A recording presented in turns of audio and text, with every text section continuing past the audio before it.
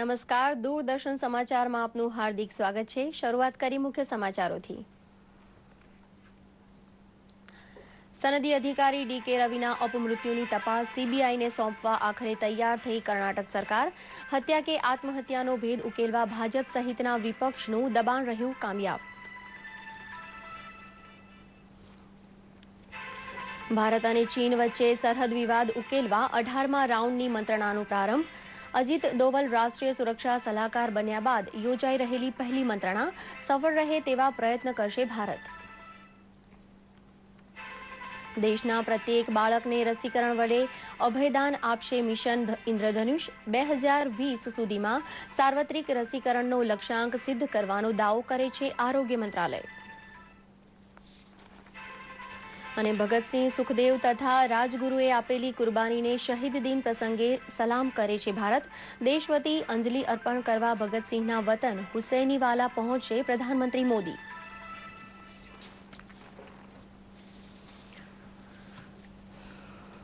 સમાચાર વિગતવાર જોઈએ।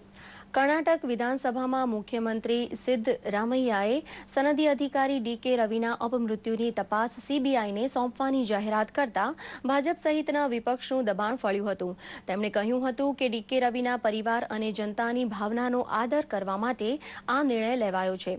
રેતી જેવા ખનીજની ચોરી કરતા માફિયા સામે બાથ ભીડવા બાદ ડી.કે. રવિની કતલ થઈ છે તેવું વિપક્ષ પહેલા દિવસથી કહે છે, જ્યારે બેંગલુરુ પોલીસ આ કેસને આપઘાત ગણાવી ચૂકી છે। નવી દિલ્હી ખાતે ભારત અને ચીન વચ્ચે પ્રતિનિધિ સ્તરની વાતચીતનો પ્રારંભ થઈ ગયો છે।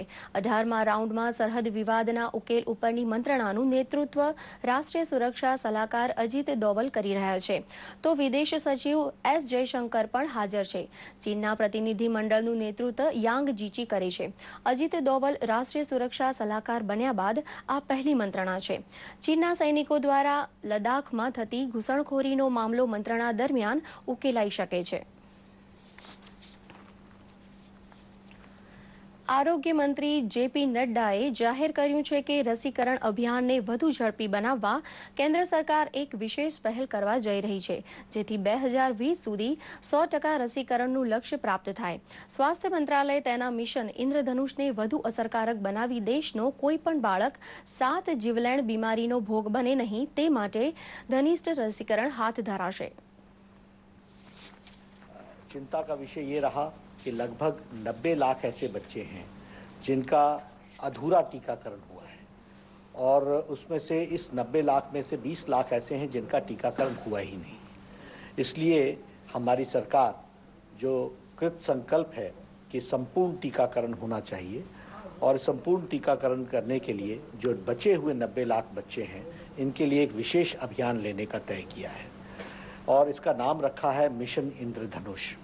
जैसे इंद्रधनुष के 7 रंग होते हैं उसी तरीके से 7 जानलेवा बीमारियां जैसे डिप्थेरिया, काली खांसी, tuberculosis, polio, tetanus, hepatitis B, इस तरीके की बीमारियों के 7 जानलेवा बीमारियों के रोकथाम के लिए यह एक विशेष कार्यक्रम लिया गया है।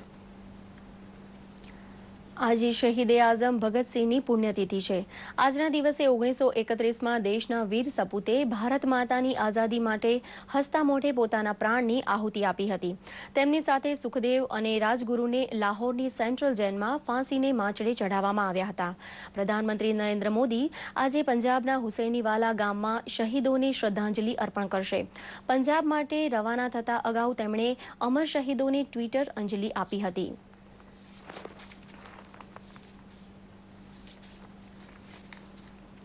શહીદે આઝમ વીર ભગતસિંહના શહીદ દિન નિમિત્તે આજે સરદાર પટેલ સ્ટેડિયમ પાસે યોજાયેલા એક શ્રદ્ધાંજલિ કાર્યક્રમમાં અંજલિ આપવામાં આવી હતી। 23 માર્ચ 1931ના રોજ ભગતસિંહને ફાંસી અપાઈ ત્યારે તેમની ઉંમર માત્ર 23 વર્ષની હતી। તેમની સાથે સુખદેવ અને રાજગુરુને પણ ફાંસીએ લટકાવવામાં આવ્યા હતા।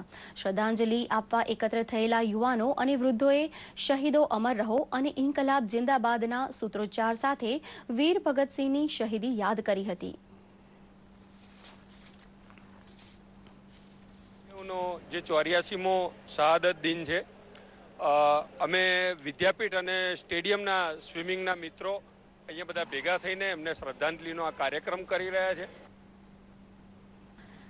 ગાંધીનગર આવેલા ભાજપના વરિષ્ઠ નેતા લાલકૃષ્ણ અડવાણીએ સચિવાલય પહોંચી મુખ્યમંત્રી આનંદીબેન પટેલ સાથે શુભેચ્છા બેઠક કરી હતી, જેમાં મહેસાણાના સાંસદ જયશ્રીબેન પટેલ પણ હાજર હતા.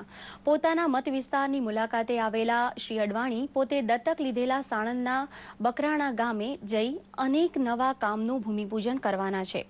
ભાજપના કાર્યકરો સાથે શ્રી અડવાણીની બેઠક પણ યોજાઈ છે.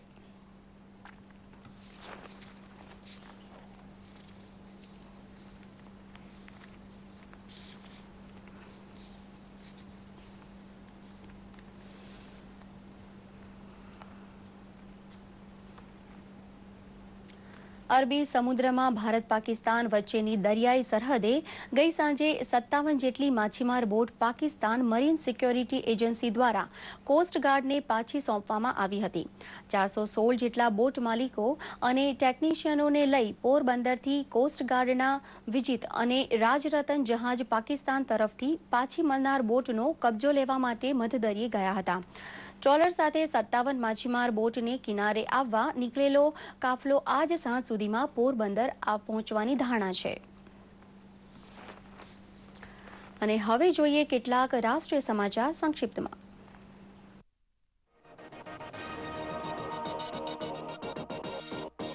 પાકિસ્તાનને સરહદ નજીક આતંકનું વાતાવરણ હટાવવાની ખુલ્લી વાત કરતા ગૃહમંત્રી રાજનાથસિંહ તેમણે કહ્યું, પડોશી દેશો સાથે ભારત ઈચ્છે છે મૈત્રીપૂર્ણ સંબંધ. નાણામંત્રી અરુણ જેટલીએ દેશના મૂડી બજારની સ્થિતિની સમીક્ષા માટે યોજી બેઠક. સેબીના બોર્ડ સાથેની બેઠકમાં એકીકૃત બજાર નિયામક માટે એફએસસી અને સેબીના વિલીનીકરણ પર કરી ચર્ચા. જમ્મુમાં એક પછી એક થયેલા 2 આતંકી હુમલાઓ વિરુદ્ધ ગઈકાલે જમ્મુ કાશ્મીર વિધાનસભામાં સર્વસંમતિ સાથે પ્રસ્તાવ પસાર કરીને એ બાબત પર ભાર મુકાયો હતો કે પાકિસ્તાન સામે કેન્દ્ર સરકાર આ મુદ્દો ઉઠાવે. ઉત્તર પ્રદેશમાં રાષ્ટ્રીય સ્તરની રમત સ્પર્ધામાં પેરા એથ્લીટોને ગંદા અને અડધા નિર્માણ થયેલા રૂમોમાં રોકાણ આપવાની ઘટનાની તપાસ માટે કેન્દ્ર સરકારે આપી ખાતરી. ખેલાડીઓ માટે સૂવાની પૂરતી સગવડ વગરના રૂમ ફાળવવા બદલ પૂછાશે ખુલાસો.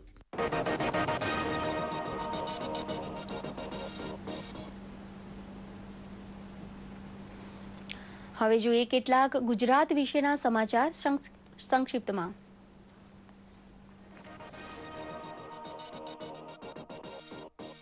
ગાંધીનગર ખાતે સ્વર્ગસ્થ નારાયણ દેસાઈની સ્મૃતિમાં પ્રાર્થના સભા યોજાઈ ગઈ.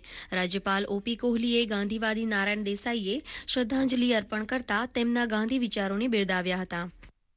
અમદાવાદના શાહીબાગમાં આવેલા પ્રસિદ્ધ હઠીસિંગના દહેરા ખાતે નિર્મિત શાસન સમ્રાટ ભવનનું લોકાર્પણ રાજ્યપાલ ઓપી કોહલીના હસ્તે થયું હતું. રાજ્યપાલે મહાવીર સ્વામીના અહિંસા બોધનો ઉલ્લેખ કર્યો હતો. અમદાવાદના શહેરીજનોને અને તેની આસપાસના ગ્રામીણજનોને રાહત દરે યોગ્ય મેડિકલ સેવા પૂરી પાડવાના હેતુસર બનાવવામાં આવેલી હેલ્થકેર સેન્ટરને આરોગ્ય મંત્રી નીતિન પટેલ દ્વારા ખુલ્લું મુકાયું હતું. એક જ છત્ર હેઠળ આપવામાં આવનારી તમામ આરોગ્ય સેવા પ્રવૃત્તિને આરોગ્ય મંત્રીએ બિરદાવી હતી. અમદાવાદ ખાતે સરકારી આયુર્વેદ હોસ્પિટલનું આરોગ્ય મંત્રીએ ઉદ્ઘાટન કર્યું હતું. આ પ્રસંગે તેમણે દાતાઓની પ્રશંસા કરી લોકસેવાના કાર્યને બિરદાવ્યું હતું.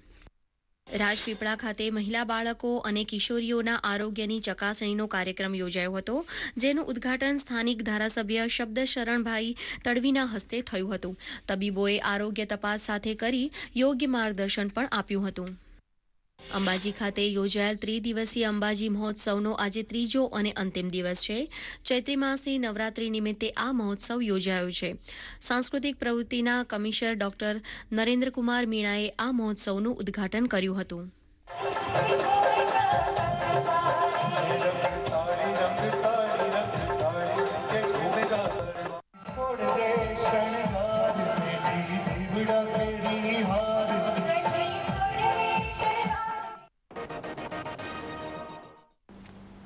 અને હવે જોઈએ કેટલાક આંતરરાષ્ટ્રીય સમાચાર સંક્ષિપ્તમાં.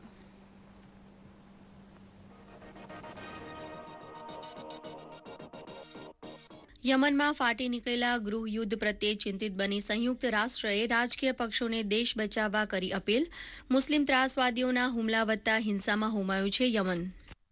સિંગાપોરને સફળ શહેર બનાવનાર પહેલા પ્રધાનમંત્રી લી કુઆન યુનું અવસાન 31 વર્ષ સતત પ્રધાનમંત્રી પદ ભોગવનાર લી કુઆન યુને પ્રધાનમંત્રી મોદી સહિત વિશ્વ નેતાઓની અંજલિ. સિરિયામાં લશ્કરનું હેલિકોપ્ટર તૂટી પડતા 4 સૈનિકોને બાન પકડતા ત્રાસવાદીઓ, 1 સૈનિકનું થયું મોત. શ્રીલંકાની નવી સરકારે પૂર્વ લશ્કરી વડા શરદ ફોન્સેકોને બનાવ્યા પહેલા ફિલ્ડ માર્શલ.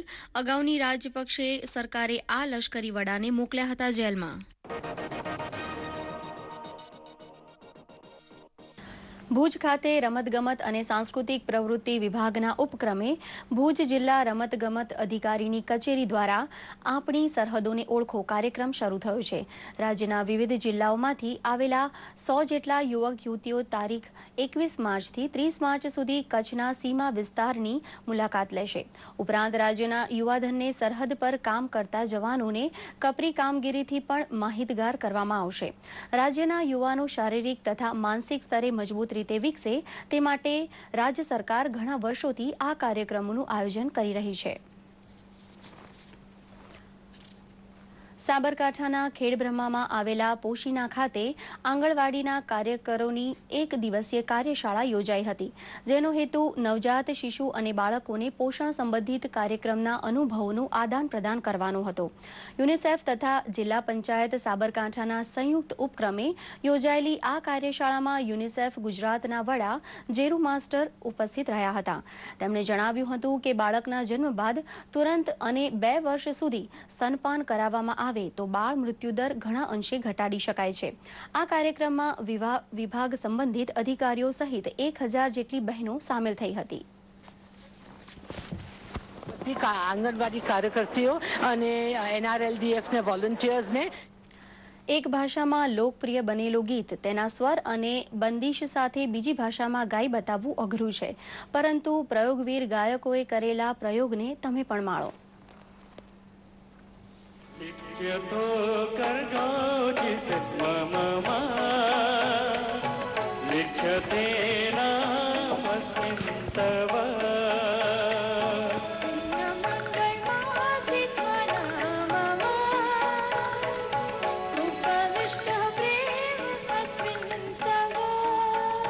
व्रतं यात्रायाः पदस्. આ સાથે આ સમાચાર બુલેટિન અહીં સમાપ્ત કરીએ છીએ. નમસ્કાર.